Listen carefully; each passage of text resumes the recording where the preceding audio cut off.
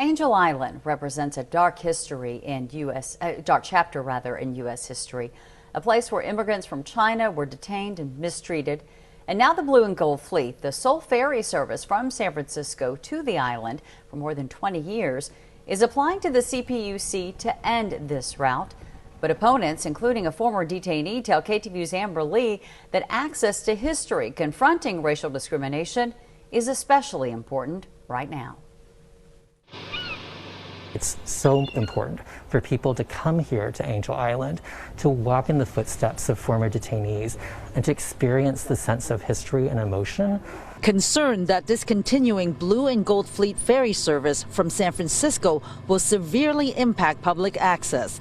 The National Historic Landmark was home to an immigration center from 1910 to 1940, during which 175,000 Chinese immigrants were detained and subjected to mistreatment. This place was built to enforce the Chinese exclusion laws. The Chinese Exclusion Act of 1882 banned nearly all immigrants from China, so Chinese men and boys would try to immigrate to the U.S. with false documents, claiming to be the sons of Chinese people already in this country, thus the term paper son. My father came to America as a paper son.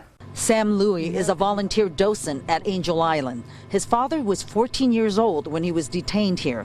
His mother and older siblings were also held here when they came later. Life here at Angel Island was really bad. The immigrants were kept in these detention barracks. The detainees called them mok ok, which means wooden house in Cantonese. Advocates say there is no substitute for learning about racism and xenophobia than actually being here on Angel Island. They say the Chinese were treated very differently than other immigrants. We need to share the hard truth of these places. State Park interpreter Casey Dexter Lee says most Chinese were detained for 3 to 3.5 weeks, but immigrants from other countries were detained an average of only 2 to 3 days. The law treated Chinese people differently than all other groups.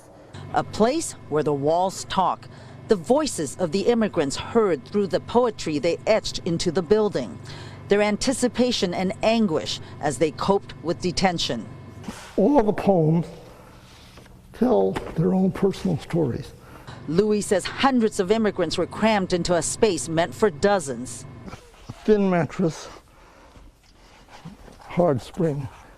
My late grandfather, George G.U. Lee, was detained here when he immigrated from China in 1933 as a 25-year-old. He told me he was interrogated, as was every detainee.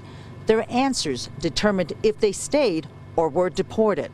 They treat you and they try to trick you and then make you fail. Right? 93-year-old Calvin Ong of Alameda was only 10 when his mother sent him to join his father in the United States. Ong was on Angel Island for nearly 6 months. At that time, the Chinese is always not welcome. He was deported when he failed the interrogation. 12 years later, Ong successfully immigrated here. Every morning in 1937, see? During a visit to the detention barracks, Ong's memory still vivid. He went on to serve in the U.S. Army during the Korean War. Remembering the contribution and sacrifices of immigrants, especially important during this climate of anti-Asian racism. If we don't remember this history, if we don't understand this history, then we can't develop the empathy for how we treat each other with respect and fairness.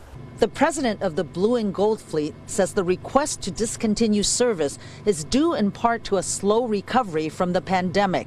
Quote, "We have enjoyed transporting the community to such a wonderful park and working with our partners at the state park, which makes this decision so much more difficult." It would be so devastating to not have direct ferry service from San Francisco to Angel Island, especially now when it's so important for people to remember and to understand the history of Asians and Pacific Islanders here in the U.S. If the Blue and Gold Fleet is permitted to end this route, it could mean the only ferry service to Angel Island would leave from Tiburon. Advocates say the stories shared by immigrants and their families need to be heard. I stand for America. I stand for doing good for my country.